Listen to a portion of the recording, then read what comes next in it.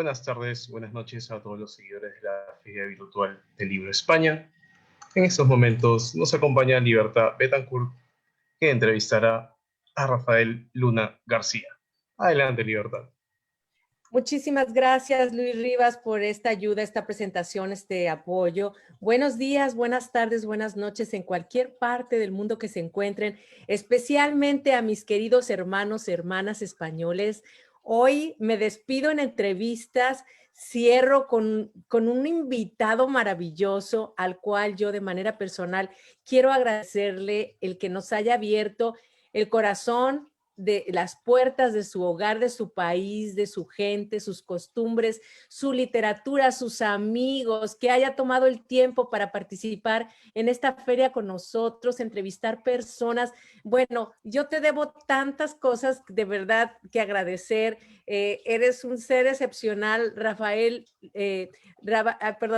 Luna García, querido amigo, de verdad, como amiga, te lo agradezco. Y ahora pues les presento y saludo a don Rafael Luna García, el gran escritor, poeta, y ya les platicaré qué más. Vamos a saludarlo primero. ¿Cómo estás, querido Rafael?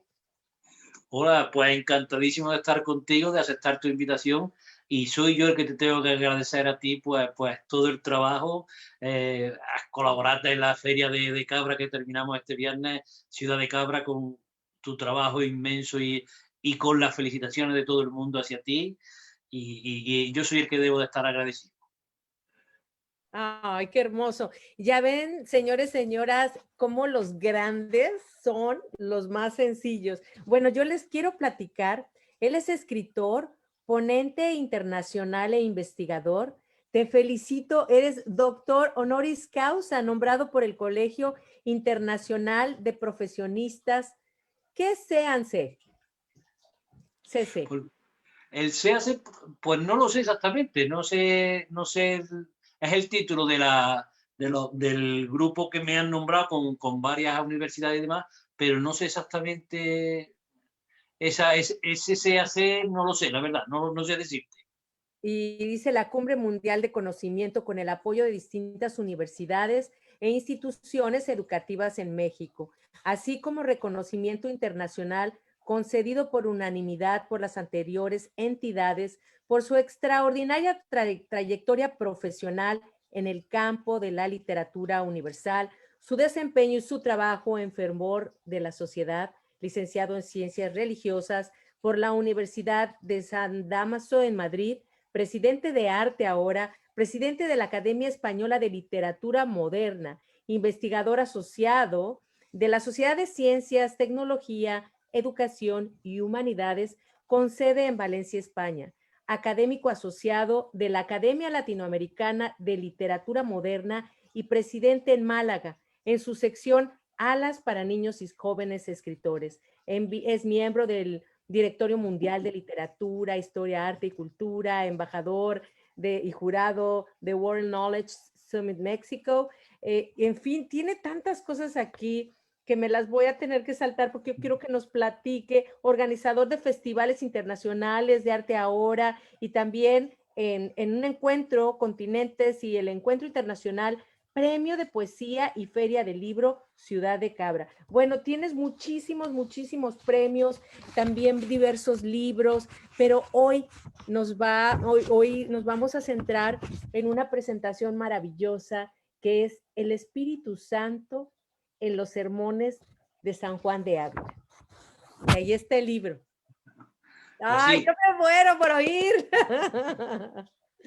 Pues mira, antes de nada, decir que este libro esencialmente fue el trabajo de estudio después de la licenciatura de teología, ¿no? Y fue una grata sorpresa que se me publicara. Te voy a decir, está incluido en la colección San Juan de Ávila que tiene la Fundación San Eulogio de Córdoba, de España, ¿no? Pertenece al Obispado de Córdoba. Claro, y la colección se empezó en 2013, hay 5 volúmenes, el mío es el quinto, y decirte que estoy muy honrado porque, por ejemplo, mira, el primer tomo se llama Relicario de Dios, y fue escrito por 6 habilistas, entre los que se encuentra Juan Esquerra Bifet. Juan Esquerra Bifet podemos decir que es el mejor conocedor de San Juan de Ávila que hay actualmente vivo, ¿no? El segundo, estaremos hablando del Tratado del Amor de Dios de don Gaspar Bustos, otro de los mejores conocedores de la vida y de la obra de este flamante doctor de la Iglesia. El tercer tomo, estamos hablando, pues, Ministro de la Misericordia, que está escrito por el arzobispo castrense, Monseñor Juan del Río, que ha muerto hace poco. El cuarto, San Juan de Santa Teresa, por el obispo de Córdoba, que también es uno de los máximos conocedores. También en el cuarto también aparece el penitenciario mayor cardenal Mauricio Piacenza, conocido en Roma, vamos, es uno de los altos cargos de Roma del Vaticano. Y bueno, y el quinto es el mío, es decir, que yo estoy muy, muy orgulloso, no sé cómo me pusieron al lado de tan grandiosos personajes, ¿no? Y bueno, y si quieres te platico un poco de la obra, ¿no? Digamos que lo que motivó este trabajo era, pues fue que en 2012 a San Juan de Ávila lo nombran doctor universal de la Iglesia, ¿no? Es decir, es un cargo que hay muy poco, hay 30 y tantos en toda la historia de la Iglesia, ¿no? A eso le unimos que a partir del Concilio Vaticano II el auge de la neumatología. La neumatología es el estudio del Espíritu Santo como tal. Sabemos que, como hablábamos antes, que el Espíritu Santo siempre se conoce como el gran desconocido, ¿no? Entonces hay que escribir y hay que dar a conocer más el Espíritu Santo. De la misma manera, el trabajo se justifica puesto que damos a conocer por la teología neumatológica de uno de los grandes maestros eclesiales del siglo XVI.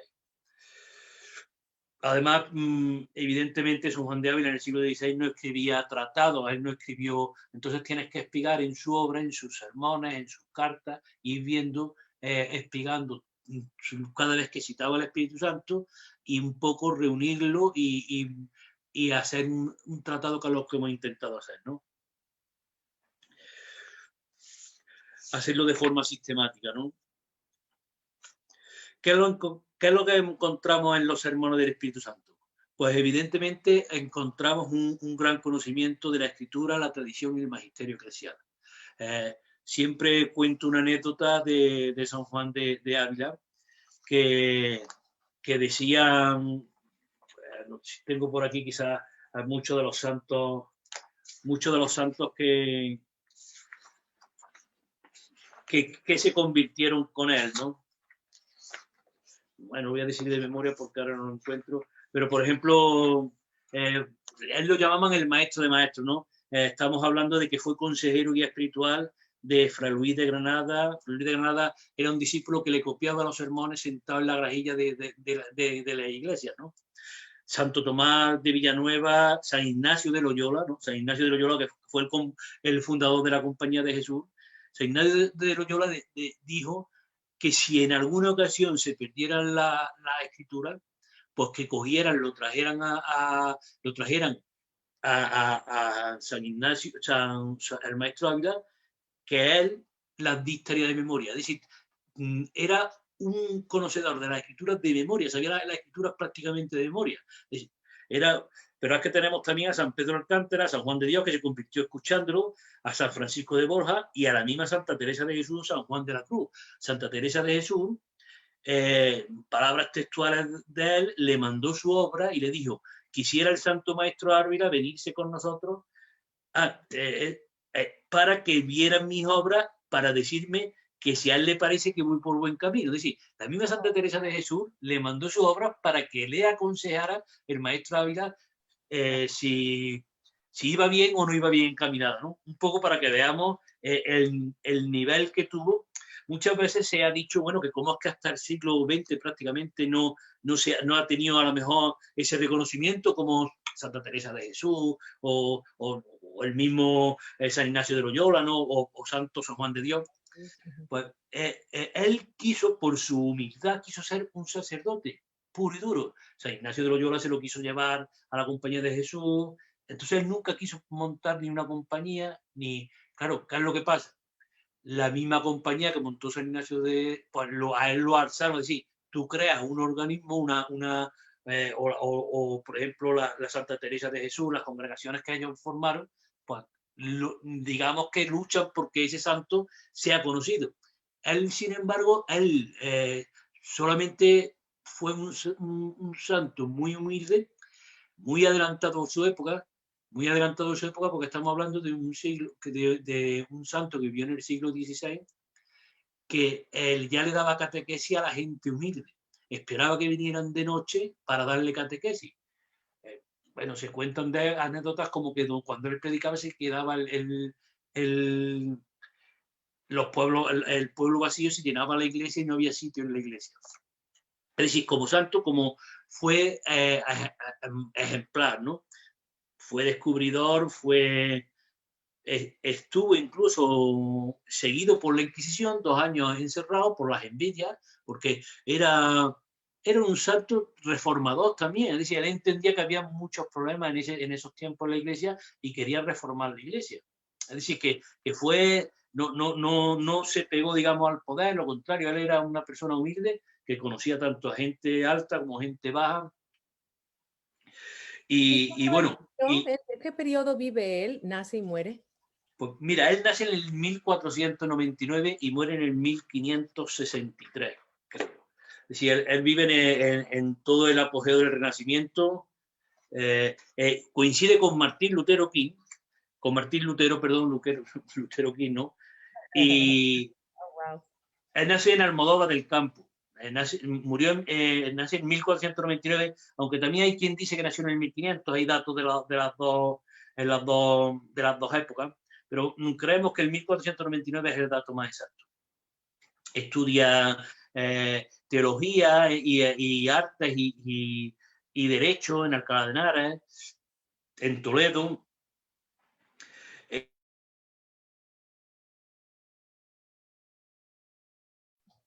Creo que estamos teniendo un poquito de problemas con Rafael. Yo creo que se pasmó el teléfono, ¿verdad? Sí, parece que hemos perdido conexión. A ver, esperemos unos segundos, si es que se restablece. Aquí está Rafael. ya. Ok, volviste, Rafael. Adelante. Te perdimos. ¿Me escucháis?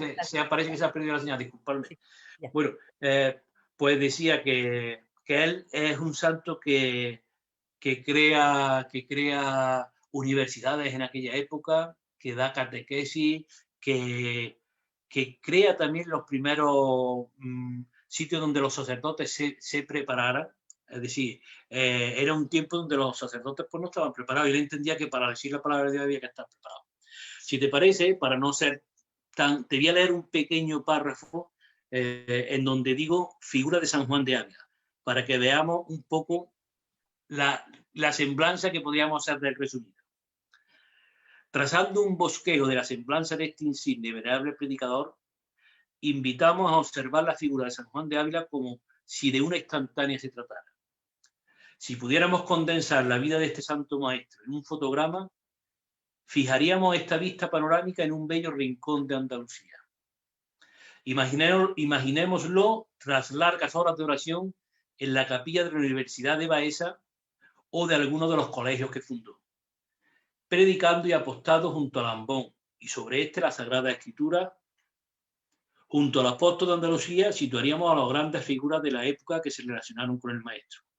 Figuras de la talla de San Juan de Dios, San Francisco de Borja, San Juan de Ribera, Fray Luis de Granada sentado en la gradica del púlpito, San Pedro de Alcántara, San Ignacio de Loyola, San Juan de la Cruz o la mismísima Santa Teresa de Jesús. Igualmente aneja a nuestro autor y por tanto los memoriales que tanta influencia tuvieron en el Concilio de Trento, hago un inciso, las máximas reformas del Concilio de Trento eran escritas por San Juan de Ávila, que hay mucha gente que lo desconoce. Situaríamos a Pedro Guerrero y Cristóbal de Rojas en el centro de la imagen y se plasmaría el núcleo de su vida apostólica, el sagrario y la Sagrada Eucaristía. En el retablo del altar mayor se reproducirían 2 imágenes. A un lado la del apóstol San Pablo. Mucha gente decían, ahí está hablando San Pablo, el nuevo San Pablo, es decir, lo confundían porque era un gran seguidor de San Pablo. Al otro, un grabado de la Santísima Virgen María. Entre los oyentes se incluirían personas de todas las clases sociales y sin ningún tipo de exclusión. Esta sería la impronta que reflejaría algunos trazos de la vida de este santo predicador, figura señera del siglo de oro español, el cual vivió enamorado de Cristo y de su iglesia. Un poco eso sería sintetizar, porque era un amante de la iglesia, un amante de la Virgen María, un amante de las Sagradas Escrituras.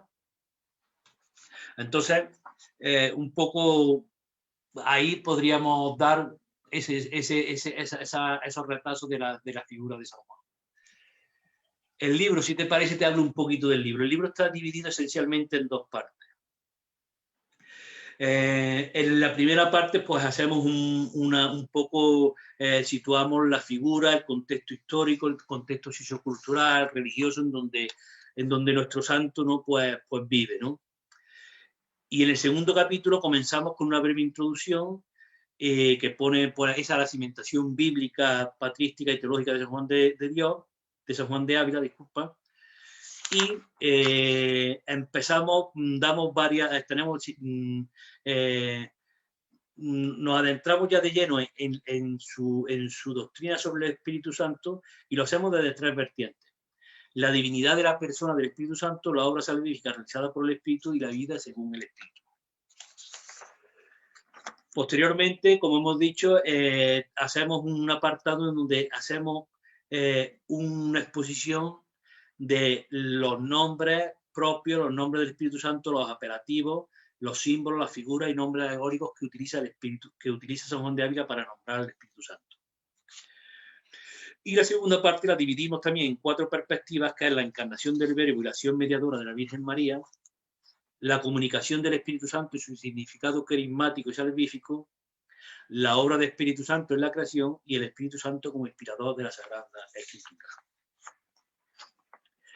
Voy un poco rápido porque sé que no tenemos mucho tiempo. Pues yo sé.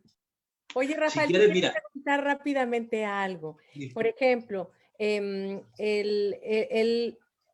este trabajo de investigación, obviamente, histórico, biográfico, en esa recopilación, ¿tú tienes material de él, escritos de él, que nos puedas compartir un poquito? Pues mira, estamos hablando de todo el libro. Mira, en 254 páginas que quedó el libro, y quitamos muchas citas. Estamos hablando de que aquí hay cerca de 800 citas. Citas Wow. de él. ¿Por qué? Porque evidentemente cuando uno hace un trabajo de esto no es lo que uno piensa. Es probar que lo que uno está afirmando está dicho por San Juan de Ávila, ¿no? Uh-huh. Entonces, pues mira, te voy a leer algo porque que nos decía.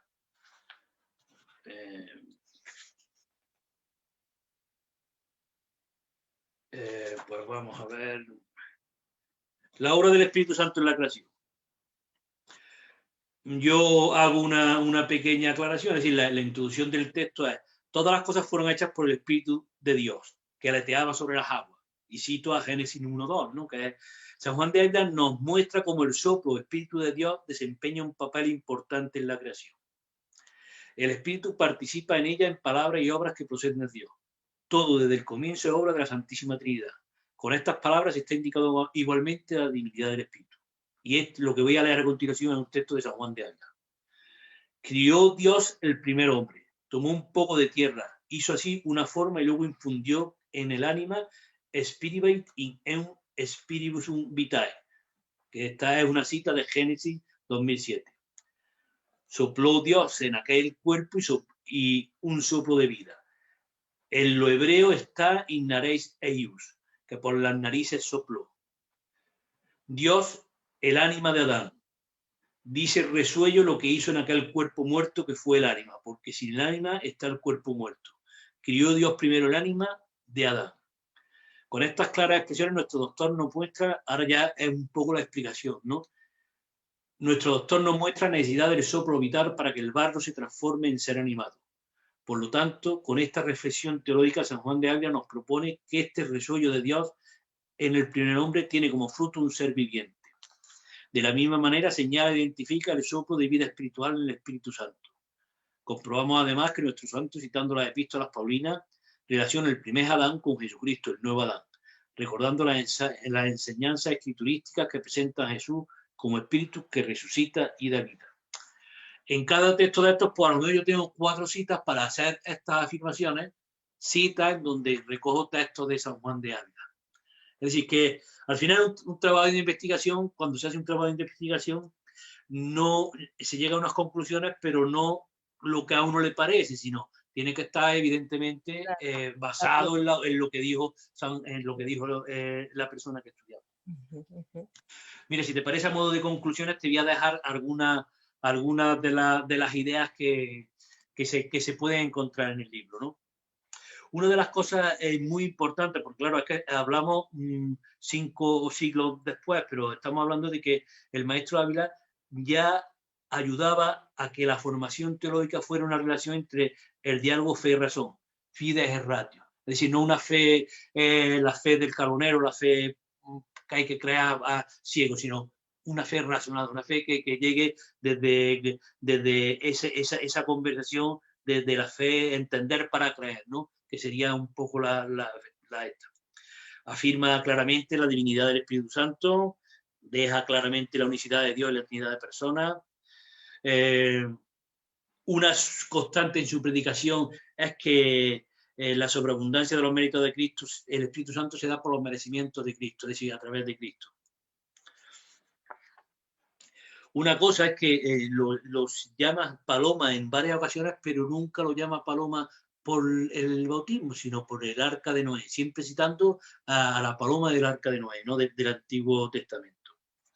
Relaciona corazón de Cristo con espíritu de Cristo, corazón de Cristo que era el Espíritu Santo usado por San Pablo. Tiene unos nombres preciosos para llamar al Espíritu Santo, lo llama beso, lo llama voz, lo llama palabra, sentimiento, encendimiento. Una palabra para llamar a la inhabitación es cuando el Espíritu Santo nos habita, es decir, cuando el Espíritu Santo lo tenemos dentro, cuando el hombre está justificado. Pues él lo llama espirituación, a la unidad de gracia que el Espíritu Santo hace con el alma. Lo llama casamiento, como un casamiento, ¿no? Evidentemente da la necesidad de la gracia, tener deseo de él, es decir, nos esfuerza para que tengamos deseo de él. Teniendo deseo del Espíritu Santo es, digamos, el comienzo de la fe. Cuando alguien desea a Dios, ya está comenzando a tener fe. Es decir, es como un camino de fe. Encontramos la paradoja que nos presenta la gracia con un doble aspecto. Por una, como condición necesaria tener la gracia para llegar a Dios, pero también como cuando lo tenemos a Cristo, tenemos la gracia, es decir, estamos en gracia, ¿no? Relaciona la gracia y la caridad en 2 sentidos. En el primer modo de relación sitúa la caridad como el primero de los efectos de la gracia. En otro sentido, conviene destacar que el tema del amor es central en el maestro Ávila. Y por otro, la caridad divina se nos comunica por los merecimientos de Cristo en el Espíritu Santo. La relación entre el Espíritu Santo y la caridad, en 2 sentidos también, nos presenta como el Espíritu Santo como caridad, es decir, como dice San Juan, Dios es amor, ¿no? El Espíritu Santo es caridad, es amor, ¿no? Y por el otro lado, en muchos de sus textos nos proponen la caridad como fruto o efecto de la inhabitación. Es decir, ese amor lo vamos a tener si tenemos el Espíritu Santo dentro. También hay un referente a la simetría entre gracia y el ánima. San Juan de Ávila nos trenza en su predicación una correspondencia entre la gracia y la vida del ánima, conjugando la presencia del Espíritu y la acción con los frutos que produce. Gracia que es vida espiritual para el ánima. Otro paralelismo de gran riqueza que ha merecido nuestra atención en este trabajo es la relación también que hay entre la justificación y la amistad. Nos presenta la inhabitación como una verdadera, es decir, que el Espíritu Santo esté dentro de nosotros es una verdadera y una fiel amistad. Nos trata como una amistad, ¿no? Con Dios, ¿no? Bueno, por ir concluyendo, señalar que las variedades de expresiones que utiliza nuestro doctor para llamar a esta inhabitación, ¿no? A cuando el Espíritu Santo lo tenemos. En sus sermones nos dice espirituación, como hemos dicho antes, ánima de nuestra ánima, vida de mi vida, alma de mi alma, casamiento tan justo y pacífico, unión de gracia, la dulzura de Dios o abrazo. Los objetos sobre los que ha recaído la inevitación, pues los llama el hombre, el cuerpo, el corazón, el alma, el ánima o las entrañas. También tiene algunas expresiones muy graciosas porque dice, se ha centrado nuestra atención en los ojos, en las manos y en la boca. Es decir, que el Espíritu Santo está en nuestros ojos, está en nuestras manos. El sujeto, pues San Juan de Ávila dice que el sujeto es quien habita, bueno, una vez se lo llama Dios, otra vez el Espíritu Santo, otra vez es Cristo, aunque queda claro que siempre son las tres personas, es decir, es obra de la Santísima Trinidad. Y no sé, y si quieres, ahora antes de, por si me quieres hacer alguna pregunta, para finalizar, quiero terminar con un pequeño párrafo que viene en el libro y un poco por también dejar esa riqueza de oratoria, ¿no? Y de la densidad de matices que presenta nuestro santo. Utilizaré para empezar un apelativo usado por el obispo de Córdoba, don Demetrio Fernández, que lo llamó clericus cordubensis, porque era cordobés, ¿no? Bueno, no era cordobés, vivió mucho tiempo en Córdoba. Clericus cordubensis, heraldo del Espíritu, hizo resonar a Dios entre sus oyentes, edificando su pecho sobre la luz, la dignidad del ser humano y el amor de Cristo. Su voz, después de casi 5 siglos, sigue aleteando en el aire, transformando las almas de los que se postran ante el Espíritu. Su oratoria, de nuevo hoy, tal y como entonces lo hacía, sigue abriendo caminos a quien se deja impregnar del temblor y la calidez de su verbo ardiente. Para concluir, podemos afirmar sin temor a equivocarnos que sus sermones son semillas que ablandan y germinan en los corazones de los justos y abren las almas al resplandor del fuego del Espíritu Santo. ¡Ay, qué bonito! ¡Qué trabajo tan interesante, teológico, filosófico! ¡Qué experiencia más maravillosa! Hace poco comentaba uno de tus amigos queridos, olvidé el nombre, ya sabes que no soy buena para los nombres, pero decía que él lo que quería era hacer, escribir algo, escribir en literatura, pero que después de leer un libro te hiciera ser mejor persona. Que te dejara algo que transformara tu vida. Yo me imagino que ese es ese tipo de libros de investigación que viene a reafirmar tu fe y también viene a aportar más información y más amor a ese Espíritu Santo, ¿cierto? Porque yo sé que tú eres un hombre de Dios. Totalmente, es decir, estudiar teología, en el fondo, decía un profesor mío y siempre me quedo con eso.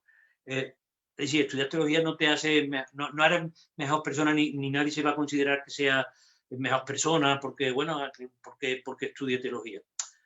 A ver, también está claro que uno conoce a las personas que quiere. Si uno quiere a Dios, pues debe intentar conocerlo, ¿no? Es decir, no... uno conoce a su mujer, conoce a sus hijos, conoce a los familiares porque los quiere y se preocupa por ellos. Entonces, si uno quiere a Dios, debe de intentar conocerlo. Pero, además de eso, lo que yo creo que te hace estudiar teología, y lo digo muy sinceramente, es que todos entendemos, cuando no conocemos a lo mejor muy profundamente a Dios, que somos buenos, que tenemos buena condición, que somos, bueno, pero cuando te vas acercando a la luz, pues pasa como cuando te acercas a la luz y en un espejo. Cuando te vas acercando, es decir, cuando te acercas a Dios y estudias sobre él, pues te ves los defectos, te ves las arrugas, te ves que te estás quedando calvo. Es decir, empieza a darse uno cuenta que no es uno tan bueno, que tiene muchos defectos. Exacto. Y que con esa humildad intenta ir mejorando, es lo que te ayuda quizás a conocer a Dios, que te quita un poco, te hace bajar, hacerte cada vez más humilde y ver la grandeza de él. Sí. Ay, Rafael, se nos acabó el tiempo. Estoy fascinada. Yo sé, lo que sí te puedo decir es que a mí me encanta leer toda la vida, me gusta estudiar, y de lo que más he leído y lo que más ha aportado a mi vida es la filosofía, la teología. Eso es lo que a mí más me fascina. Bueno, quiero rápidamente en un minuto que nos digas en dónde podemos encontrar tu libro. Pues mira, el libro está en Amazon. Sé que había problemas en Amazon, pero en la página de la diócesis de Córdoba, es decir, la página en la Biblioteca Diocesana de Córdoba de España, lo podéis encontrar sin ningún tipo de problema. ¿De acuerdo? Qué maravilla. Además, eso es un aporte a la humanidad, a la historia, de tantas maneras. Rafael, te agradezco infinitamente todo, esta gran presentación. Me quedo con ganas. Yo voy a comprar tu libro. Yo quiero ese libro No. y lo quiero autografiado. Y todos los que tienes. Cuando nos veamos, tienes uno de regalo que para mí será un honor que tú lo leas. Gracias, amigo. Pues bueno, nos despedimos, no se vayan, vamos a tener más. Rafael nos va a acompañar en la clausura. Le doy un abrazo, de verdad, muchísimas gracias, don Rafael Luna García, una belleza de ser humano lleno del amor del Espíritu Santo. Te quiero mucho, amigo. Un beso a tu familia hermosa y gracias a todos ustedes. Muchísimas gracias y un fuerte abrazo para todos. Gracias.